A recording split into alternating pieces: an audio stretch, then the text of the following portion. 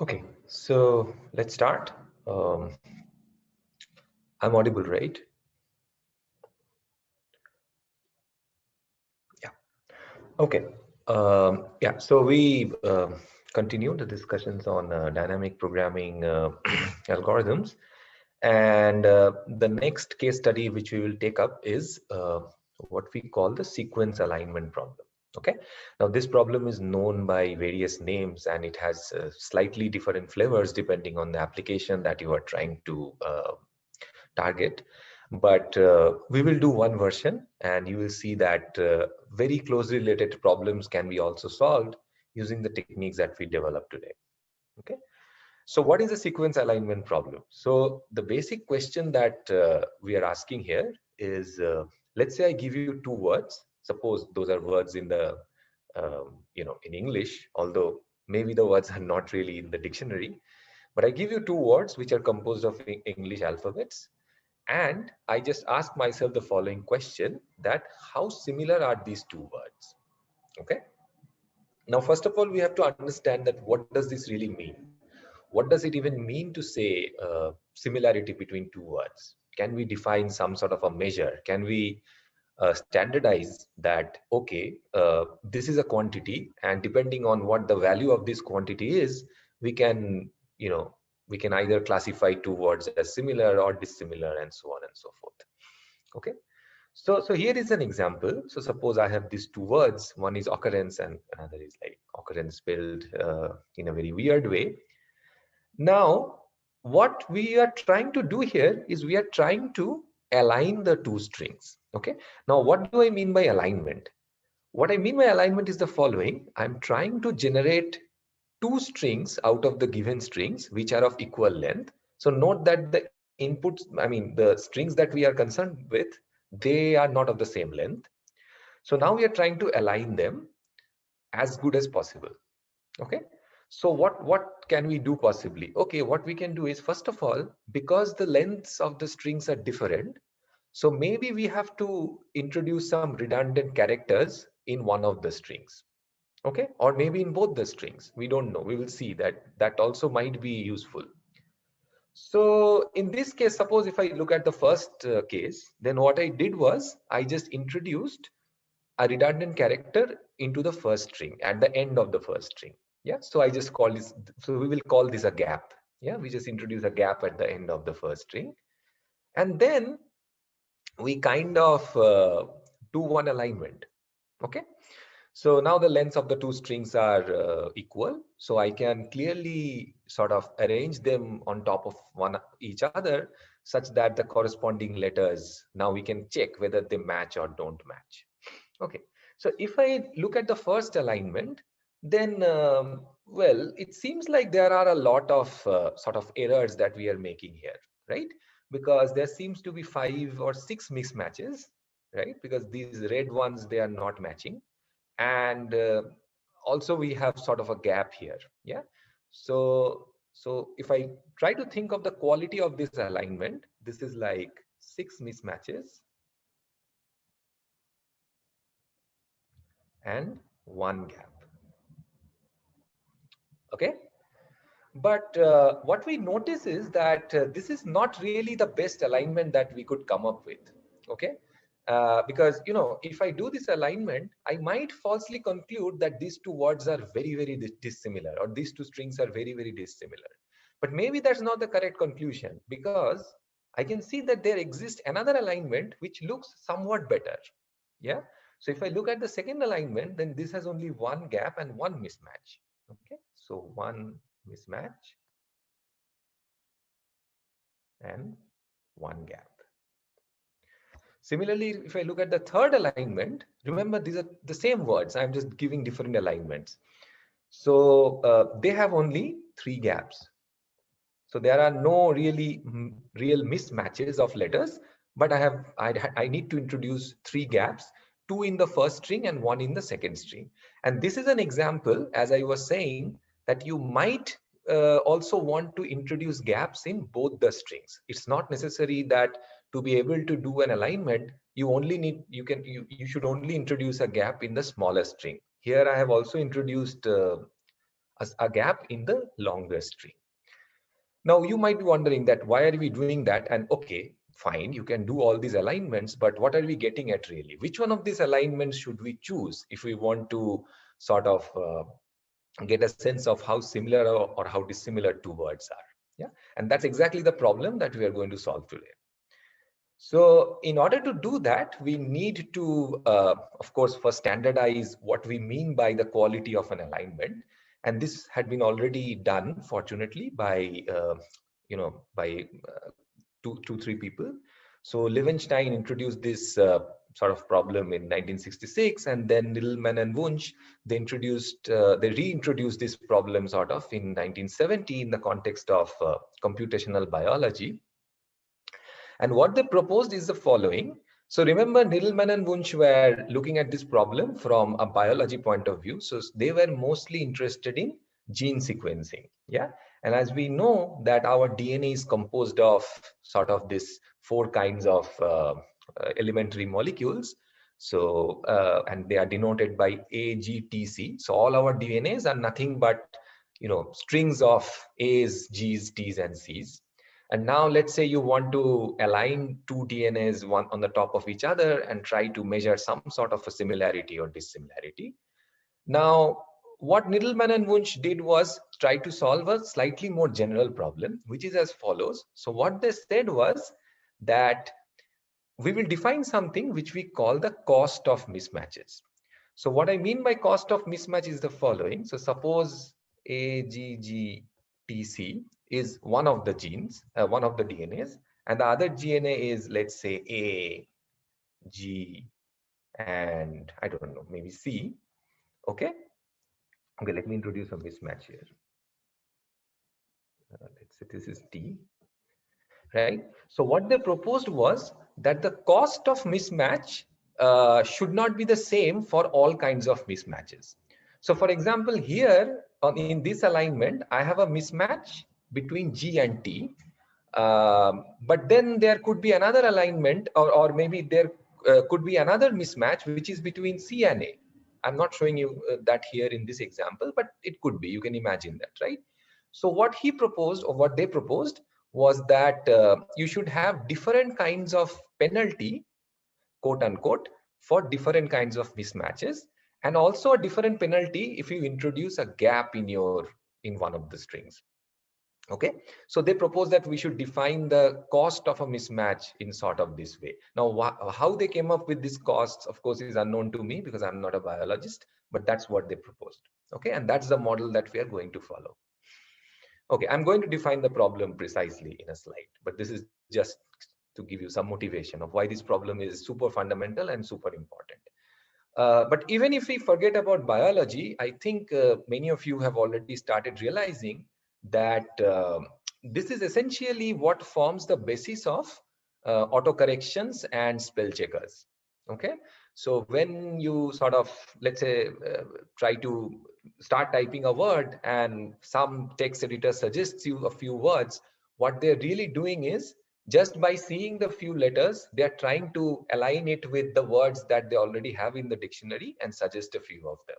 So it's important that you solve this problem of finding similarity between 2 strings reasonably fast. Okay. So any questions so far? So I hope this problem is sort of well motivated by now, and now I'm going to define it formally. Okay. So this is also known as the edit distance problem sometimes. And the reason it's known as edit distance is, so you can also think of the problem as follows, that suppose I give you one of the strings and I allow you to do a few operations. So one operation is you can change a letter. Another operation is you can remove a letter. The other operation is you can add a letter. Yeah. So now you might want to ask that, okay, how many operations, what is the minimum number of operations that I need to do if I want to get from one of the strings to the other one? Okay, it's a very, very similar problem. It's almost the same algorithm works with, minor modifications. Okay, but we'll be talking about the sequence alignment version. Okay, so let's now formally define the problem. So what are we given? So we are given 2 strings. Okay, so the first string I denote by X, the second string I denote by Y. and X is a string of length M. It contains the characters X1 till XM, and Y is a string of length N, which contains the characters Y1 to YN, and both of them are coming from some common alphabet. You can imagine that, okay? Whatever the alphabet is, we don't care. Okay, and now as I was saying, I'm defining what we call a cost function, okay? And what is a cost function? Well, if I consider two characters A and B, and if A is aligned with B in your final output alignment, then you pay a cost of alpha A comma B. Okay, this is a non-negative cost, because as you can imagine here, it makes no sense to consider negative costs, right? I mean, you are at the end of the day, you are trying to align it and trying to find out whether two strings are dissimilar or not. So you should not you should not have a negative cost for misaligning. I mean, that's a wastage on this problem, right? So we are assuming that everything is non-negative. And in addition, we also have a penalty or a cost for introducing gaps in our string. So if a gap is aligned with any other character, then you pay a cost of, let's say, alpha gap. Okay, so is the cost definition clear to everyone? Okay, good. And now what do we want to output? What we want to output is two strings, and both the strings will be the original string X. Let's say I want to output the two strings X hat and Y hat. So the first string will be X plus some gaps. Okay. Now there might be a confusion with the way I have written this. This might seem like that I am introducing the gaps at the end, but that's not true. This is just like X along with some gaps inserted at some points in X. Okay, I don't know which points I want to introduce the gap in. Yeah, remember the first here I have introduced the gaps in like various places. It's not necessary that I will only introduce the gap at the end or something like that.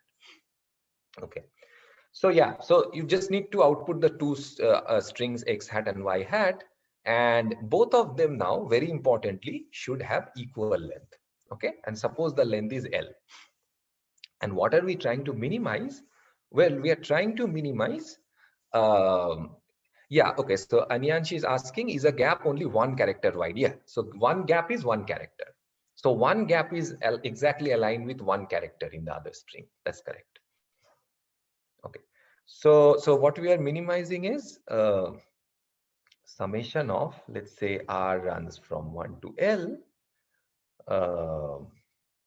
alpha XR, comma, YR.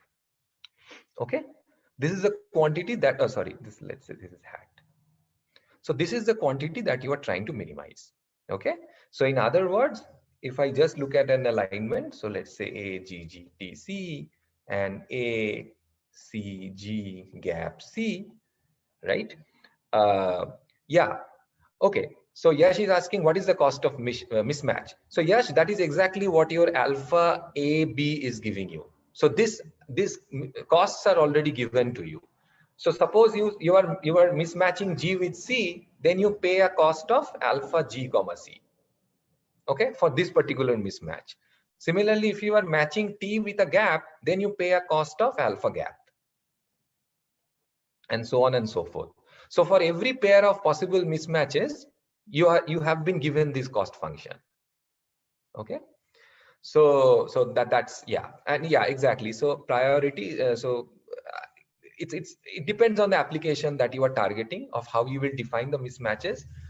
In case of, let's say, spell checkers or autocorrects, I think you can just imagine that they are all one. So if there is a mismatch, you pay a cost of 1. If there is, I mean, if they match exactly, then you pay a cost of 0. Okay, and remember, this is also well defined for the case when there is a match, because if I have alpha A comma A, then I just pay a cost of 0, right? So this definition is all encompassing. So I don't have to define cost of a match separately. It's just 0. Okay, so is the problem statement clear? What we are trying to do here? Okay, great. Good. So now let's start again. We of course we are going to. This is like a classical case where you should. The first thing that should come to your mind is applying a dynamic programming. And as we have repeatedly talked about, that the key to designing a good dynamic programming algorithm is to identify the sub problems by looking at the optimal solution. Okay, so I mean, you really need to get this rubbed into your head that the whole art of designing good dynamic programming algorithm is to be able to identify the correct sub problems. Once you have been able to identify the correct sub problem, the rest it's as easy as writing and just an iterative algorithm. Yeah, there's nothing left. But the whole sometimes it becomes a bit tricky to identify the correct sub problem. So let's just start from there. Okay, so let's think about this. How does our optimal solution looks like? So again, we are doing a thought experiment. So I know that my optimal solution looks, I mean, in a schematic way, it looks like the following. So it has the string x plus gaps, which is our string x hat and our string y hat. Okay, right? And now let us try to draw inspiration from whatever we have learned over the last 2 lectures. Yeah, because remember here also there is a sort of a sequence to our problem. So it's like characters placed one after the other. So I can still possibly think about what is going on at the last position of my solution. Okay, the only small difference here is that there is not one last position, but there are 2 last positions in this case. Remember, because there are 2 output strings, so I have to focus on what is really going on in the last 2 positions of these 2 strings. Okay, now here is a question. So remember, again, I'm looking at the optimal solution and I'm just focusing on the last position of the 2 strings. So here is a question. How many possibilities do I have for these end positions? Okay, good. Okay, so some people are saying 4, some people are saying 3. Okay, uh, good. So the correct answer is both, but we can ignore one of them. Okay, so the correct answer really is 3. And why is that?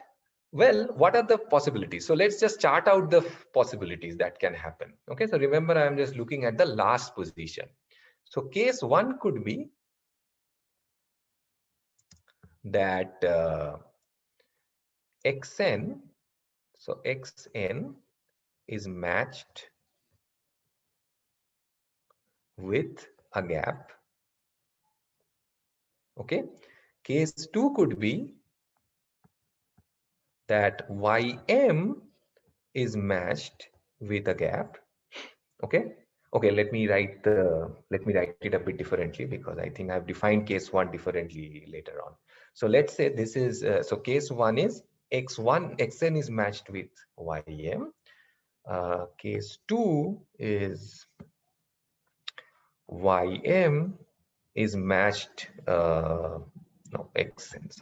xn is matched with a gap. And the third case 3, is ym matched with a gap. Okay, so those are really the 3 cases. Now, of course, there could be a 4th case, which is that both the end positions has a gap, right? But as you can imagine, this is a redundant case, and we don't really want to do that, because if there is a gap at the end for both the strings, then we might as well remove the gap. And because remember, we are trying to minimize our cost. So why should I pay an additional cost of alpha gap if I can have a perfectly feasible solution even without considering those 2 gaps? Yeah, so these are really the 3 cases that we need to focus on. Okay, great. So now we have already identified, are case 1 and case 2 same? No, so case 1 is, okay, good. So case 1 is xn is matched with ym, right? Case 2 is you have xn on the top, but you have, so case 2 is xn on the top and a gap in the bottom string. Yeah. And case 3 is you have a gap in the top string and ym in the bottom string. So these are the three cases that we are talking about. Okay. And remember, it's not always a mismatch, because it could be that xn and ym are exactly the same characters, and then your cost is just 0. Okay. So it's not always correct to think that this is always a mismatch. It could be a match as well, right? But we are not differentiating matches and mismatches. The alpha takes care of that thing. Okay, great. Any other question about this? Okay, great. Good. So now that we have identified, again, we have narrowed down the possibilities of an optimal solution to these three cases.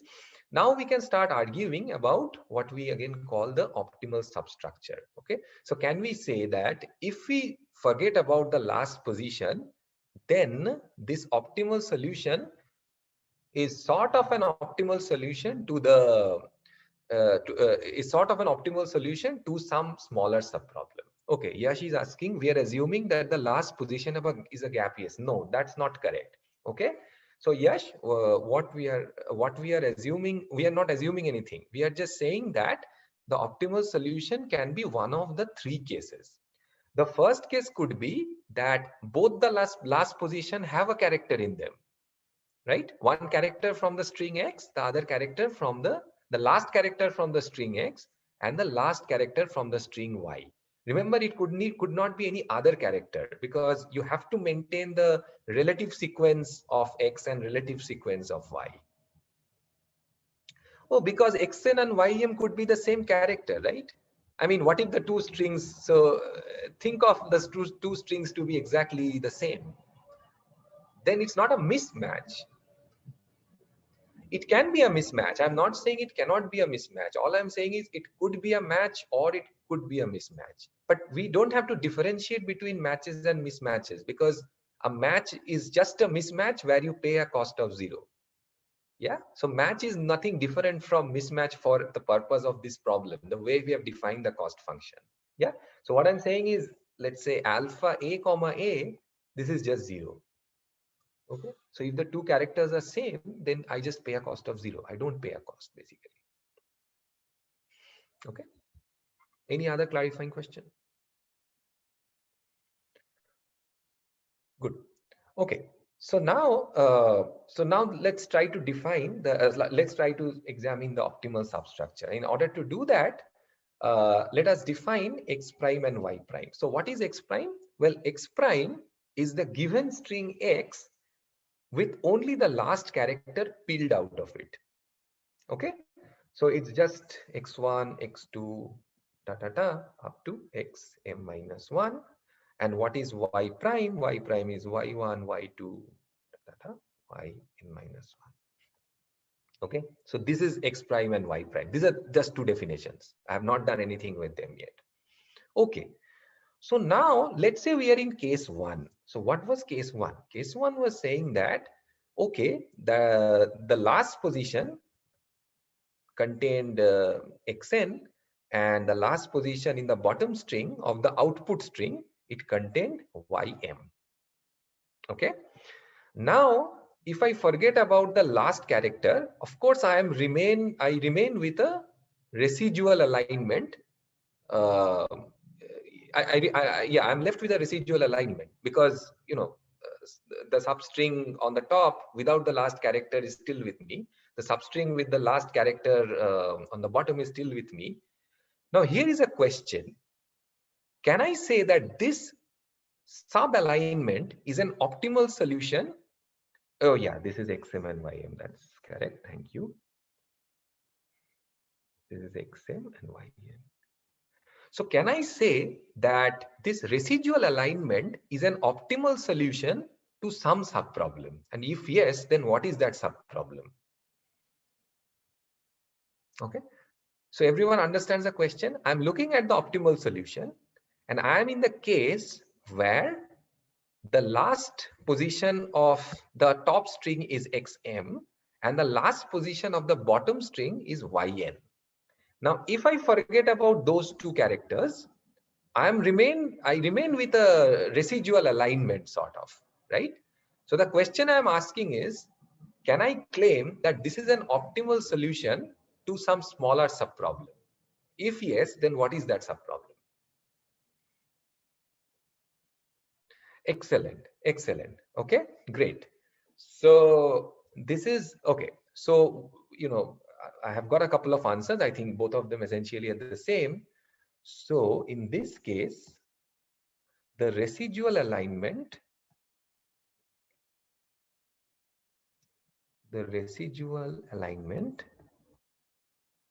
is an optimal solution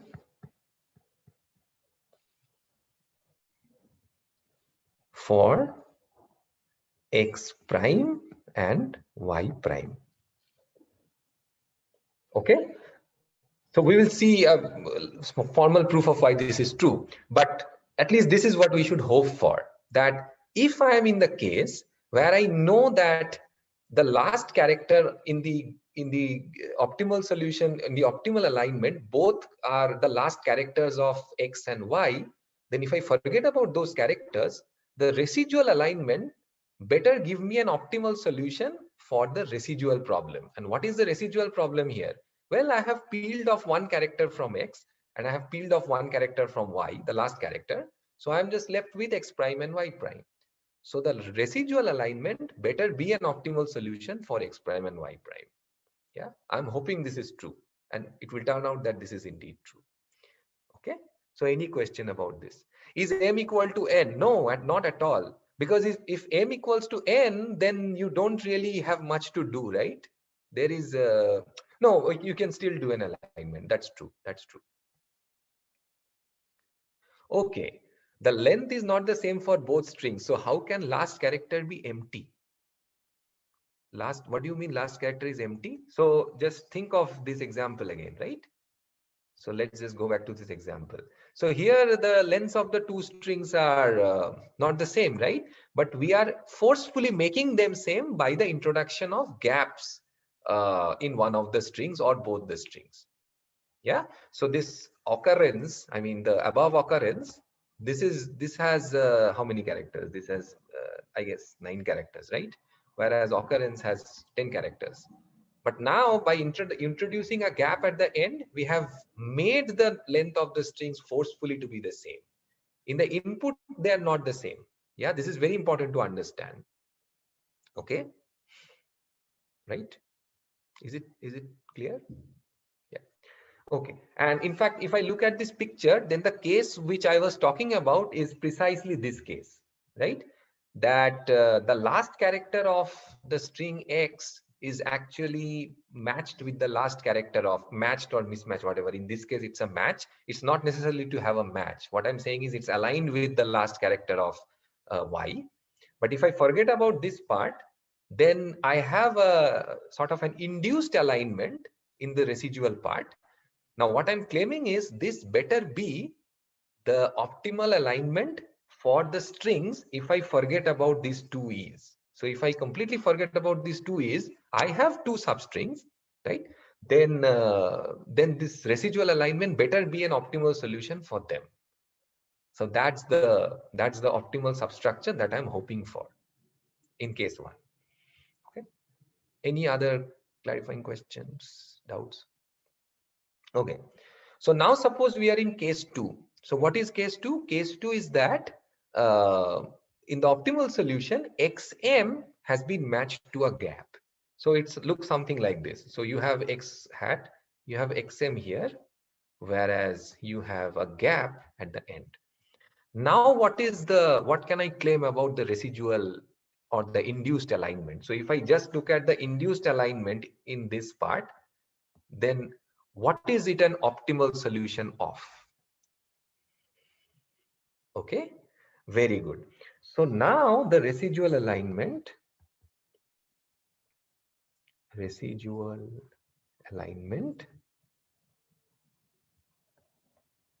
is an optimal solution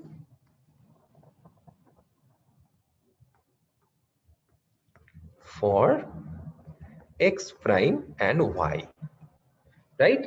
And why? Because of course I'm peeling off one character from x because that is already present in my final position. But for the other string, the last character has not yet appeared here. Yeah, so it must appear somewhere on the left of this gap. Yeah, so I better solve the subproblem optimally, which is defined by x prime and y in this case. Okay, is this clear?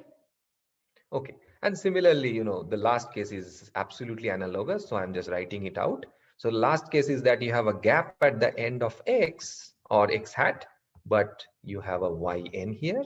So this implies that the residual is optimal for x and y prime. Okay, is x prime and y same as x prime and y prime plus cost of gap? That's not true, right? So what you are asking is x prime and y prime? No, x prime and y prime. Okay. I think there's a confusion here, Prachi.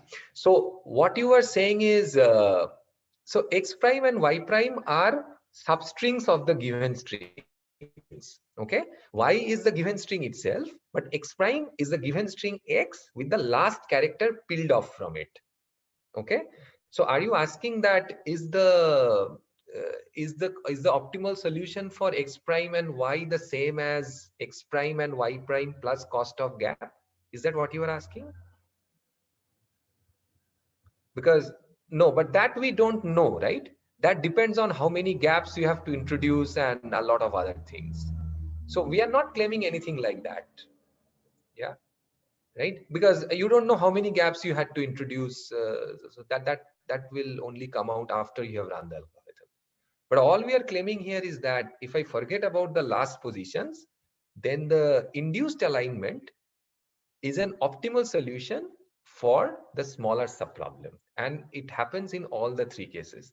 In the first case, it's x prime and y prime. In the second case, it solves x prime and y optimally, and in the third case, it's solving x and y prime optimally. Okay, this is what we are hoping for. Okay, y and y prime are the same, right? No, this is important to understand, Amisha. So y and y prime are not the same. Y prime is still y minus yn. But remember, in case 2, in the last position, there is a gap, which means that the last character of y, this has not been placed in the last position, which means that the subproblem that you are solving should contain the entire string y. You should not even think of y prime now. Y prime is precisely y minus yn. Okay, this I have just defined so that I can state the subproblems in this way. Yeah. So you should not think about it like y prime is y. No, y prime is not y. Y prime is really y minus yn. But here the subproblem that you are solving in this part is x prime and y, not y prime. Yeah, because you still have the whole string y and you have a partial string x, a partial string of x prime with the last character peeled off. Okay. Okay, in x, y prime, x has last character. Okay, so I have a couple of questions, so let me take them one by one. In x, y prime, x has last character as a gap. No, in x, y prime, y has the last character as a gap. Right? No. Okay, so this is important to understand. What I'm saying is that this is an induced alignment, but the problem that you are solving, that does not have any gap. So x and y prime itself does not have any gap, right? So what happens here is that you know that the optimal solution to your original problem has a gap at the end of x. It has added a gap at the end of x, which means that all the characters of x are only lying to the left of this gap, right? So you still remain with the entire string x, even if you forget about the last gap in the optimal solution. So you are still left with the whole string, right? That's what I'm trying to say here. Yeah, X does not have, yeah.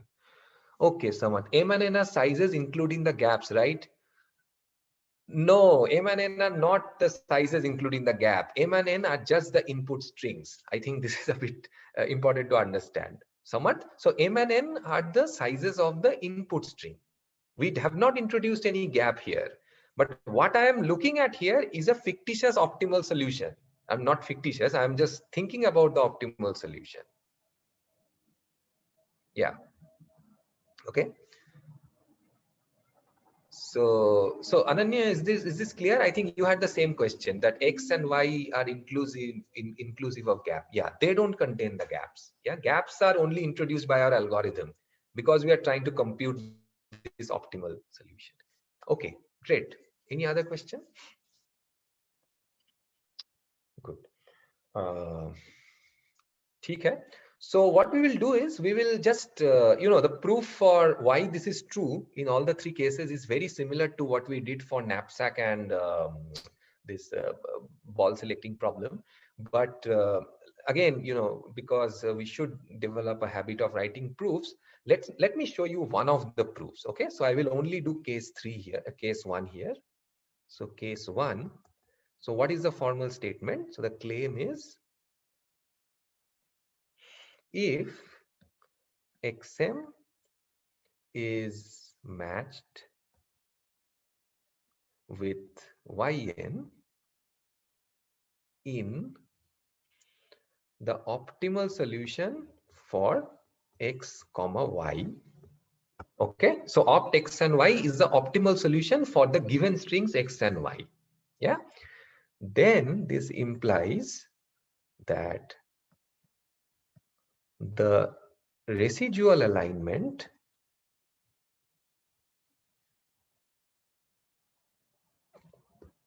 is opt of X prime, which is X minus XM, and Y prime, which is Y minus YN. Okay, so this is a claim, right? So how should we prove this? So the proof is again by contradiction. Yeah, so as we have done in the other cases. So by contradiction, assume this is not true. So assume not true. Okay, then this implies there exists a different alignment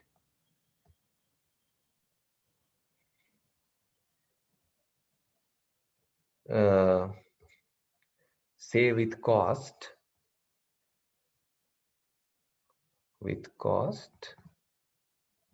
P star for X prime and Y prime.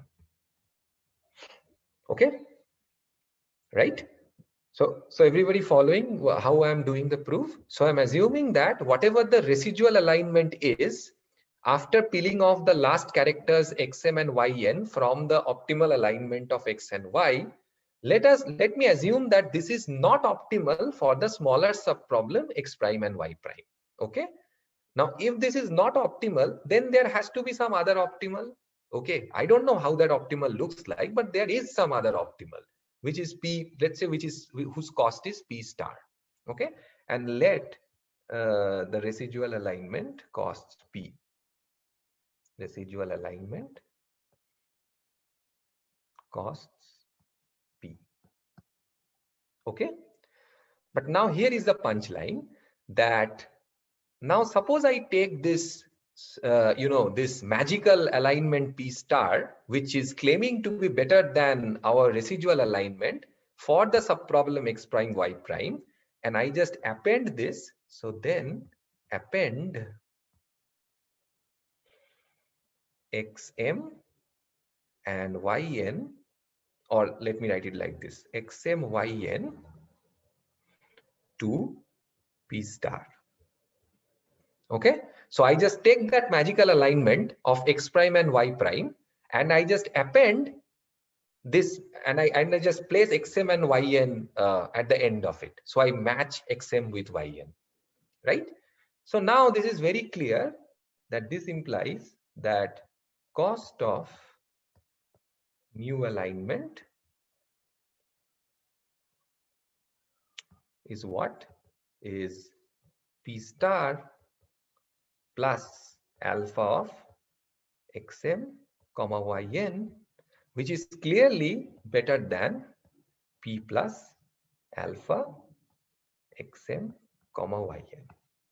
Okay, but this cannot happen. Why can't this happen? Because this is exactly what you had claimed to be opt of x comma y. Okay, so the contradiction you arrived at was that you have another solution which is a feasible solution for your for your bigger strings x and y, which has a cost that is strictly less than the optimal for x and y, and that's clearly a contradiction. That cannot happen. Okay, so this is the same kind of proof that we have been doing for the other cases, but I just wanted to show you another one. Okay, so everyone clear with why this is true? Okay, right. Good. Okay, so I see. Okay, the last part, right? Okay, so Shubham, what we are saying here is the following: that so what we want to claim is the following fact, that if I am in case 1, right? Yeah, I will go over it again for sure. Yeah, this is exactly why I'm going very slow today, because I think there is I should go slow with the proofs. Okay, so let's do this once again. So first of all, let's understand the claim. I think if we understand the claim properly, then the proof will just follow in a very simple way. So the claim we are making is the following: that suppose I am looking at an optimal solution for the strings x and y. Okay, and suppose I am in case 1. What is case 1? Case 1 is that the last character of the given string x, xm, is aligned with the last character of the given string y, which is yn. Okay, this is given to me. This I know this is the case which I am in. Now I am just visualizing this optimal solution, but I am peeling off these last 2 characters from this optimal alignment. Now, of course, then I am left with some residual alignment, where some characters of x is aligned with some characters of y, and some characters are aligned with gaps, and so on and so forth. Okay, some residual alignment. Yeah. What I claim is that this is a very special alignment. This is an alignment which has to be optimal for the residual strings. What are the residual strings? Well, the residual strings are x with the last character peeled off and y with the last character peeled off. So whatever is the residual here, I claim that that has to be the optimal for this smaller subproblem. Okay, and this is exactly what I'm trying to prove here. So the way I'm proving here is through contradiction. So suppose this is not true. Okay, suppose this what I'm claiming is not true. This residual alignment is not actually optimal for x prime and y prime. But then there has to be some other optimal. I don't know how that optimal looks like, but there has to be some optimal, right? So suppose that optimal alignment is P star. Okay. Now, what I do is now I take that magical alignment and I just append the last match xmyn to this magical alignment. Okay. But the point is that now I have a solution. I have a new solution for my original problem, which is x and y. Right? So if that is true, then what can we conclude? Well, what we can conclude is that I have a new alignment for x and y, which has a cost of P star plus the cost that you pay for this last match that you have done. But now, by our assumption, this is less than whatever we had previously, which was P plus alpha xm and yn. Okay, and that leads to a contradiction, because then you are violating the optimality of x and y for this string. But that's the assumption that you started with, that is optimal for x and y. Okay. how are M and N not equal even after the introduction of gaps? No, no, no. M and N are the indices. So Mitakshi, M and N have nothing to do with the gaps. Okay, M and N are the lengths of your given strings. The given, it's a part of your input. So think of M and N as part of your input. Your input does not have any gaps. Okay. So what I'm showing here, right? What I'm showing here is an output of your algorithm. After you have solved the problem, then you will introduce the gaps and then you can think about your optimal solution. Yes. So these strings that I'm drawing, I'm showing here are not the original strings. They are the strings that are output after introduction of gaps. Okay. Yeah. Right. Okay, good. Okay, so now that we have this understanding, now how should we define the subproblem? Because remember, I'm trying to look for a recurrence. Okay, how is P star plus okay, how is P star plus this thing less than? Okay, Prachi. So because I'm assuming that P star is less than P. So what is P? P is the cost of the residual alignment.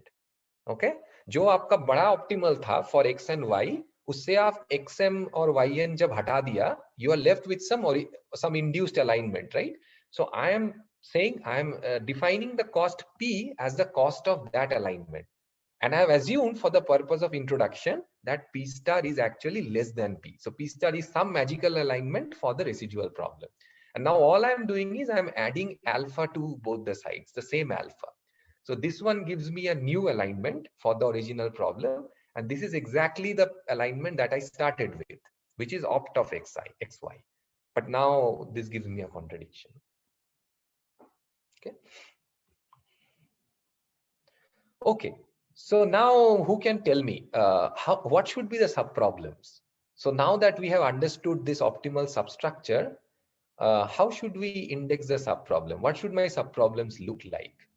So suppose I want to, should there be a x and y n term with RHS as well? What do you mean? There is x and y n on both the sides, right?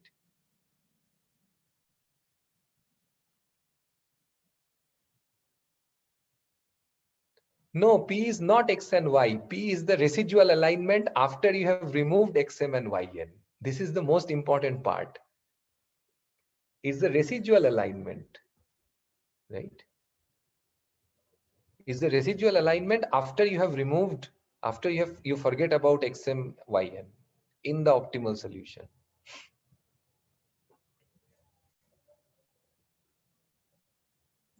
Yeah, so x prime and y prime is the residual alignment, right? This is x minus xm and y minus yn.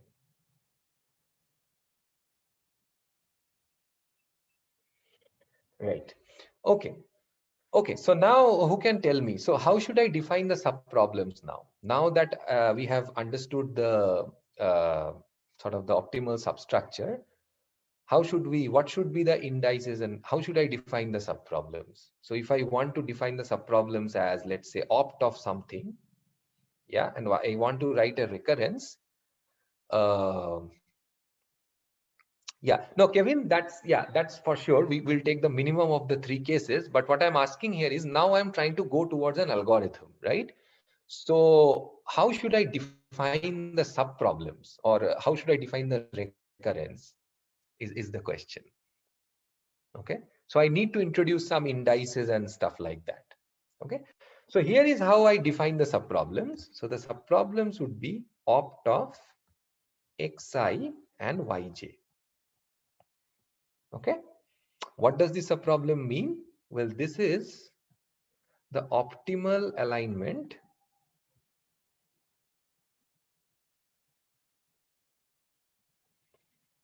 of substrings x. Okay, let me write it like this.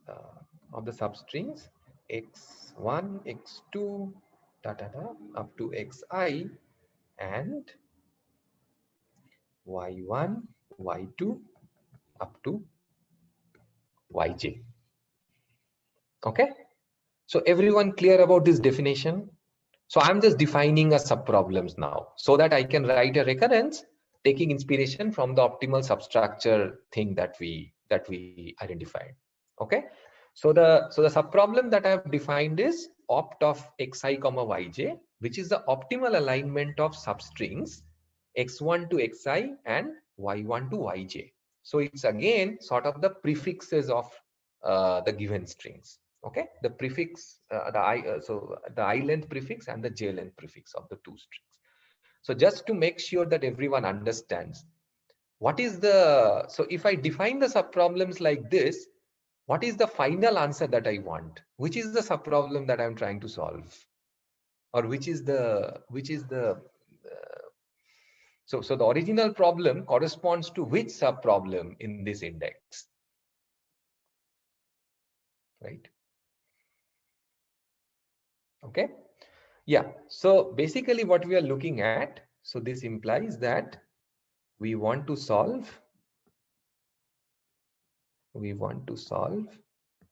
opt of xm and yn. Okay, because I mean at the end of the day I just want to solve the problem on the entire strings, right? Xm and yn. So this is the value that I am looking for. But remember, I need to solve them gradually. I need to write an iterative algorithm to gradually go towards xm and yn. Okay, so that's the thing. Okay, so now what should be the recurrence? Well, I have to write a recurrence for opt of xi comma yj. Okay, now what I will first do is again just identify the three cases, right? And this is just inspired from whatever we have done previously. Okay, so what were the three cases? So the first case was that the last character of xi is matched with the last character of yj. Okay, so that's the case. So if that is the case, then which is the subproblem that I should solve now in this notation? And what should be the value of opt xi yj with respect to that subproblem? Okay, so remember again, what I'm doing is I'm looking at right. I'm looking at the last position of I'm looking at this last position, and here I have the character xi and here I have the character yj. So I'm forgetting about yeah, right, exactly. Okay, so I think many of you have got it now. So the first case would be opt of x I minus 1 y j minus 1 plus I have to pay the penalty of matching xi and yj. Okay, please again remember this is not necessarily a mismatch. Xi and yj can very well be the same character, but then you just pay a cost of 0, which is fine. Okay, so that is case 1. So what is the next case? The next case is that okay, xi is here, but here you have a gap. That could be another case. Okay, in that case we'll just say I solve opt of xi minus 1, but instead of yj minus 1 I just solve y. And what should I add now?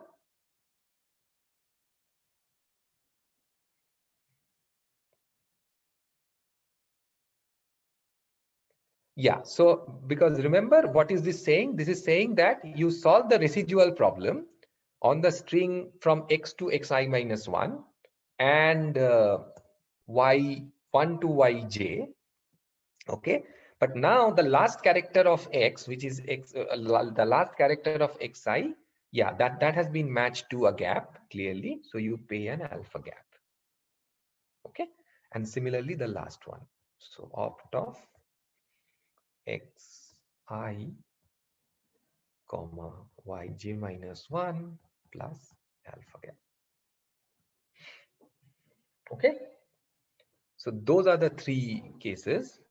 And as usual, because I'm trying to minimize, what I will do is I will take the minimum of these three. Okay, so I know that my optimal solution has to be one of these three cases, and I just take the minimum of these three cases. Okay. Yeah. So let me just take a brief pause and yeah, I'll wait for questions or doubts. Yeah, because iske baad to we just have to write the algorithm to just write this recurrence out, like in an iterative way. But anything which is unclear or not sure about, I'm happy to answer.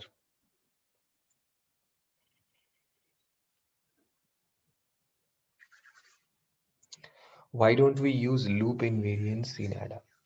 Instead of indices, can we not pass the substrings? No, Kevin. So right now we are building only the values, right? So,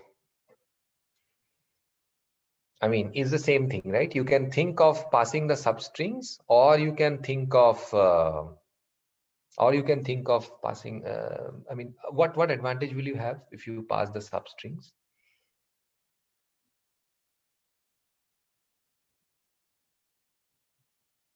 Okay. Why don't we use loop invariance in ADA? Yeah, Basam. So these are different proof techniques. It's up to you which proof technique you want to use. Okay, but typically in a DP, you cannot start with the algorithm and write the proof, right? You have to understand how to design the algorithm, and for that, it's a bit important to argue the optimal substructure. Yeah, at least that's how people do it. Yeah. Here, match or mismatch cost is handled with alpha xi and yj. That's absolutely correct. Absolutely. But that, remember, Yash, that is in the case where the last two characters are matched with each other. But there could be two other cases as well, which is one gap and one character. So those are the other two cases. But you are right. Okay. Okay, good. So let's just move ahead. So let me ask this question, and this will probably clear up certain if there is still some doubts, maybe this will help clear up the doubts a bit more. So what are the base cases here? Or let me actually give you the base case and you tell me what should be the value of the base case. So if I think of opt xi comma 0, okay. So, okay, let's say opt xi and null. So what is null? Null means that I am not giving you any character from y. So remember, how does my sub problems look like? They are xi and yj, right? So I am taking so the sub problem says that you take the substring x to xi and the substring y1 to yj. Yeah, x1 to xi and y1 to yj. Now I am trying to write a base case which is xi and null. So I am taking the first I characters of x and null character from and no character from y. Then what is the cost of what is the best that you can do here? Okay, I have got two answers. One is just gap, another is I times gap. So this should be I times gap. Okay, why? Think of this. What is this problem asking you to do? So it has given you the following problem instance: x1, x2, up till xi, and it has given you. So this is your xi, and it has given you an empty string here. So there is nothing. It's an empty string. So what is the best that you can do?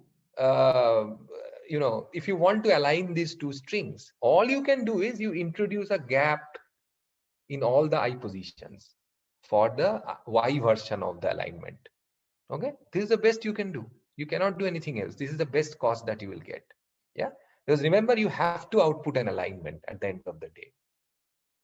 Okay, so this is nothing but equal to I times cost of gap. Yeah, is this clear to everybody? So similarly, I can write opt of phi comma yj is equal to j times alpha gap. Okay, so these are my two base cases. Okay, so you can assume this to be y0 if you want. Yeah, because we are going to write the indices in that way. So 0 means really the empty. So I'm assuming that the string begins at the index 1. So these are really the empty strings. Okay, everyone clear about the base case? Good. Okay, so now let's just try to write the final algorithm, right? How should I write the final algorithm? So again, let's just first. So again, remember, I clearly need to take a two-dimensional array. Yes. So let's say array, and I call this opt. So array opt. So the first one goes from 1 to m. The second index goes from to n. Okay, so it's a 2D array, right? And the first thing I will have to do is fill up the base cases. Okay, so for j equals to oh, this should go from 0 to n, right? Yeah, because I also need the 0. Okay, so j equals to 0 to n, opt of 0 comma j is equal to j times alpha gap.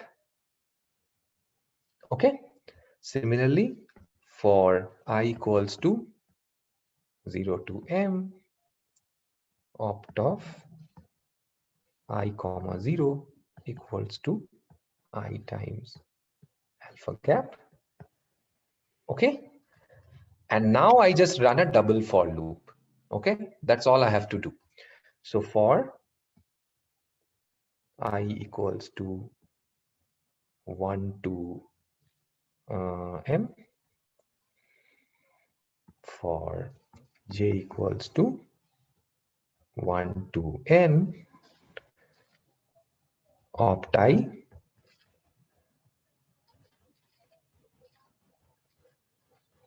equal to,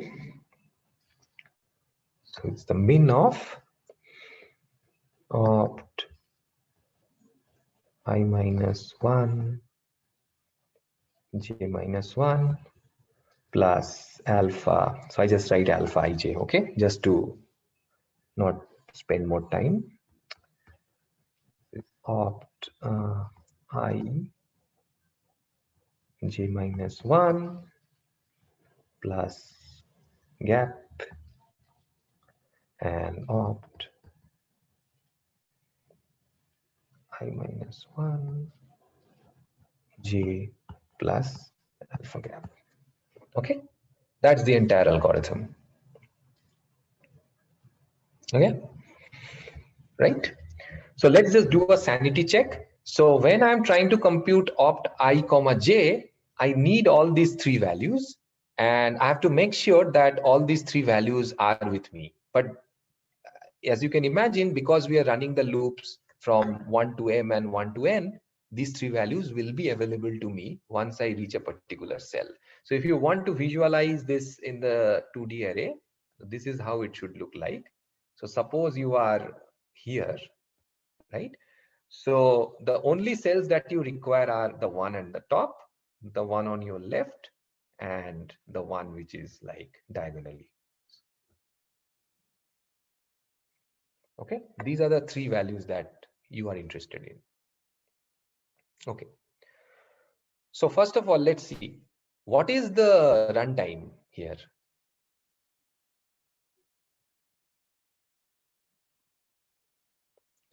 Okay, it's mn, right? And what is the space required here? That's also order of mn, right? In fact, it's theta of mn. Yeah. So it's theta of, so runtime is theta of mn, and space is also theta of mn. Okay. Okay, so this is a clearly valid algorithm. Okay, good. So let's stick with this, and we will see that this can be slightly improved. Not the runtime, but yeah, let's see. Okay. Now, before going into that, let's just quickly see how to reconstruct the solution. Okay, so remember, we are always saying that, okay, when we fill up the DP table, then we are just filling up the optimal solution values. But at the end of the day, what you really want is an alignment.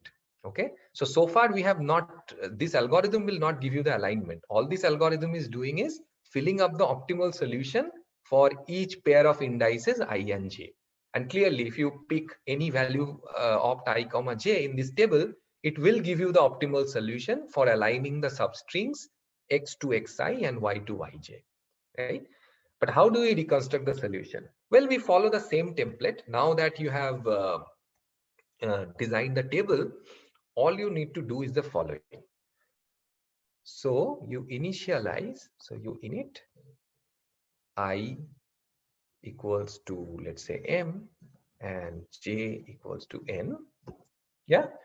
Now till either I or j becomes 0, right? So what you do is the following. If aij came from, not a, how do I call our array? It's opt, right? If opt ij came from opt I minus 1, j minus 1, then match xi with yj. Okay, so I just look at my table and I see if I'm, so let's say I'm at a particular value opt I comma j. So remember, all I need to check is these three cells. So I check the cell which is above me, I check the cell which is diagonal, and I check the cell which is left of me. Whichever is the minimum, I must have inherited that value. And suppose that I am in this diagonal case, which is our case 1, remember. So then I know that at the last position, I should match xi and yj. Okay. And then I move on to this cell. Okay. And move to this cell. And move to opt I minus 1, j minus 1. Okay. And similarly, the other cases. So I'm sure you can fill up the rest. So there could be, yeah, 3 other cases. Right. So Yash, the reconstruction is, it's actually very simple. If you imagine that the table is already filled, okay? So imagine that you have already filled your table using the forward iteration, which we just showed in the previous algorithm. Okay, now you have all your values. All your values are populated in your DP table. So all you now do is, suppose you are at a particular cell. Suppose you are at the very corner, which is actually the subproblem that you are trying to solve, which is I equals to m and j equals to n. So you are at the cell which is m comma n. Okay. Now what will you do here? You have a value written over here, right? So all you will do is you will check the cell which is above. You will check the cell which is, in this diagonal position, and you will check the cell which is directly on the left. Okay, all these will contain some values, and you check for which is the minimum one. You know that is the one which you have inherited from. Okay, not the values per se, but I mean the values plus. Okay, there is a slight wrong thing which I said. What I mean is that you will check which out of these 3 cells gave you the value for opt m comma n. Yeah. Can there be 2 cells with same value in adjacent? No, but the cell value does not matter. What matters is this quantity, right? The value plus the alpha ij. So that's what you should check. So all you need to check is where this guy inherited from. Remember, that's how we are building the DP table. Okay. Now, suppose it has inherited from this guy, the corner guy.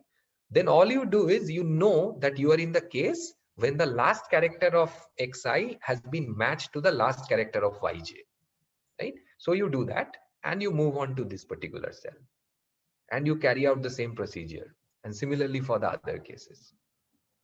Okay. And when something becomes 0, so if I equals to 0 and the similar case is j equals to 0, then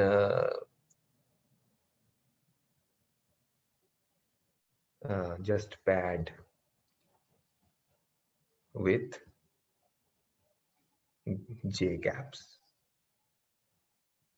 Okay, so let's say you have reached I equal to 0 by going along this reconstruction, but you still have a non-zero j.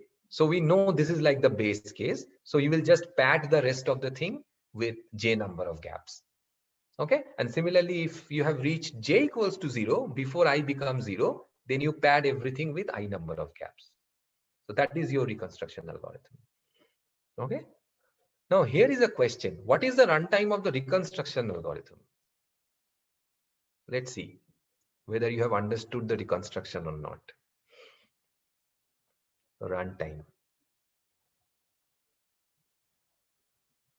What is the runtime?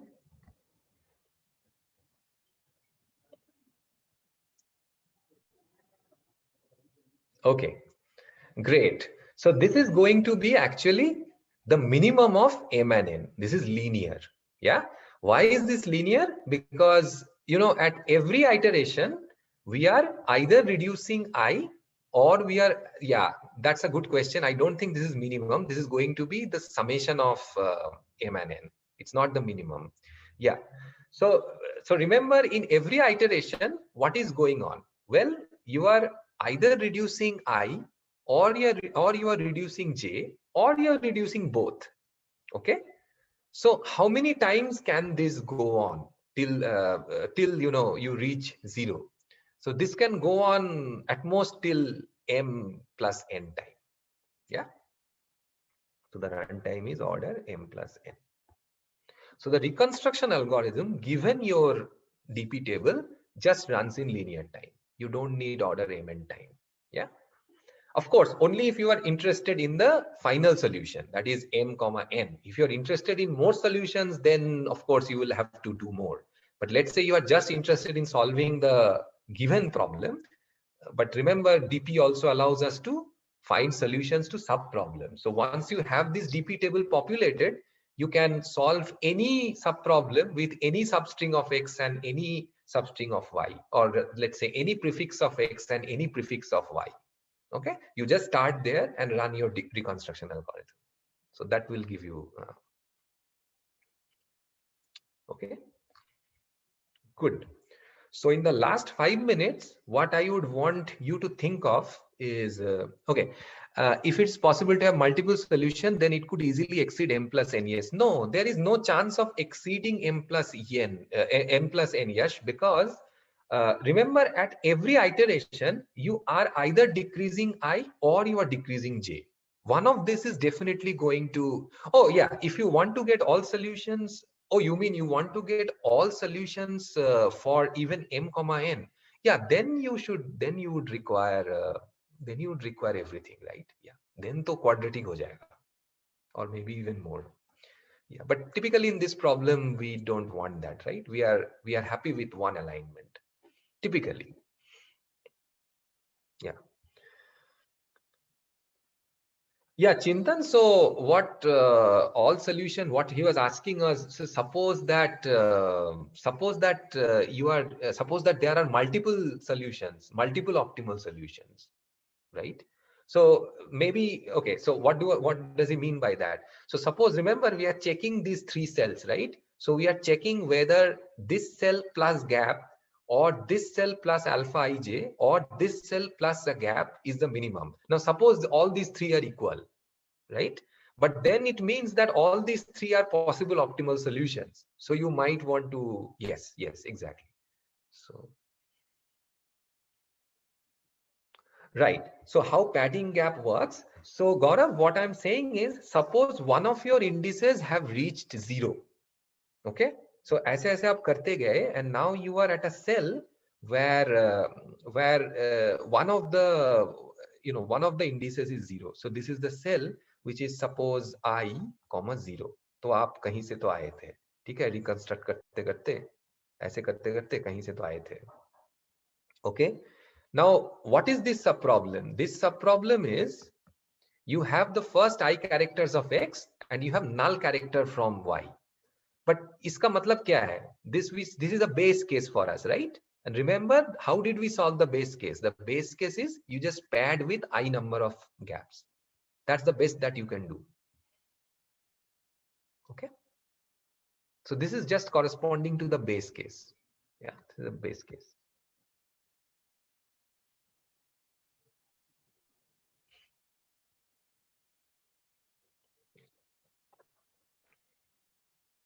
Okay. Yeah, both of them. So either I comma 0 or 0 comma j, whatever, it could be I times gap or j times gap, depending on which is 0, the other one times gap. Yeah. Okay. So here is a question. I don't think I have too much time left.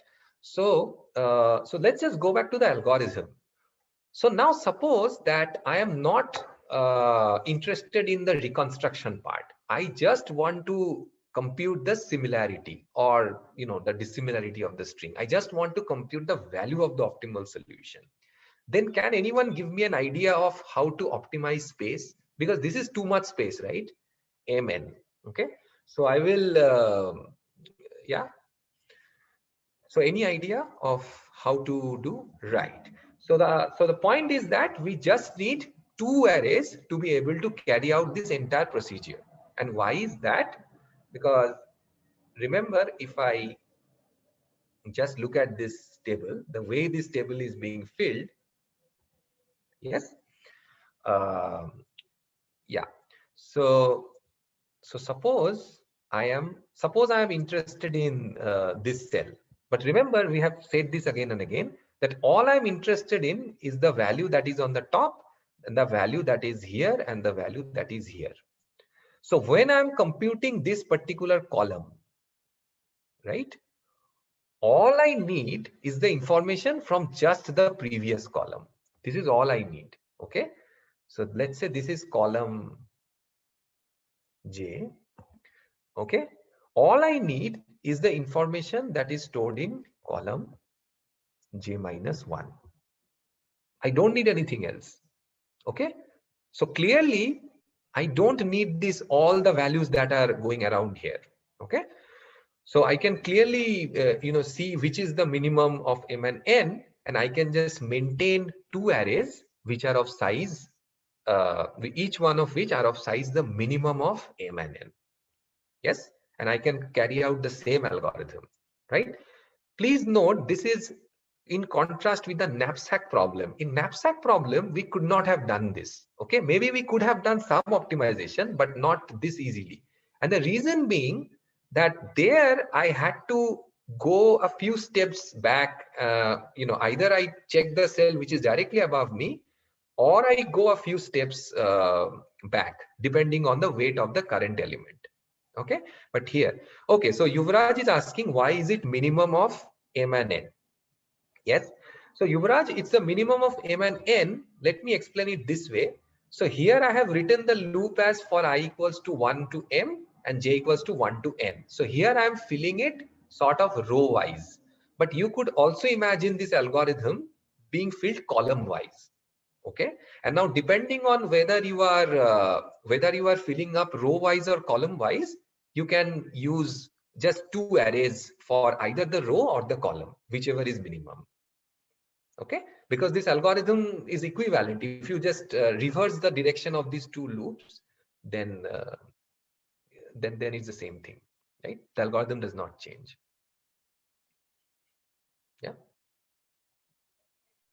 Okay. No, why should it be max?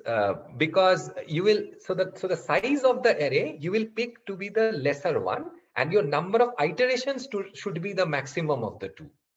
Okay. So suppose your array looks like this.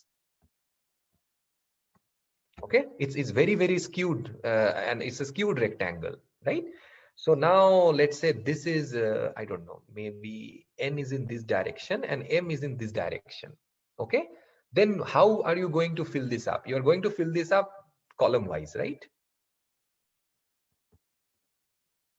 And if you are trying to fill this up column wise, then all you need to do is two arrays, each of which are of size m and not n. But if the rectangle looks like that, then you can easily do the same thing just row wise. So you will just keep filling the DP table row wise. So you will not do column wise in that case. So the number of iterations will be the max of m and n, but the size of each of these two arrays that you are maintaining, they will just be the minimum of these two.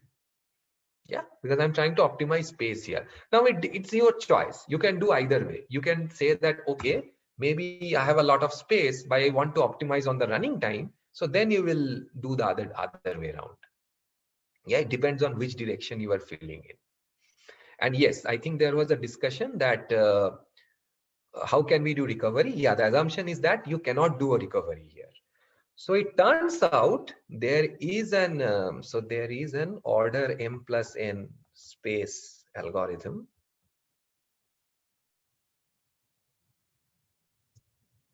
for recovery as well. Okay, and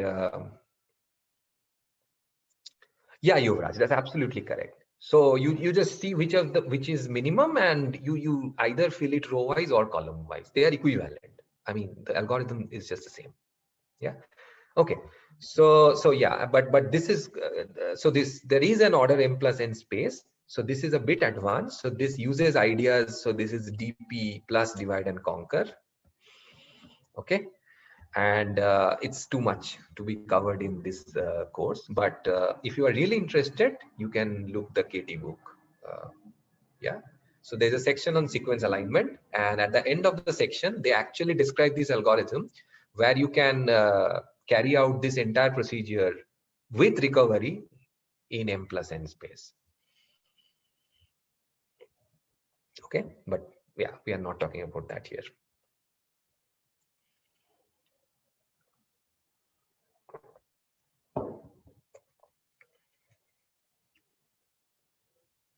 Okay. Yeah, I'm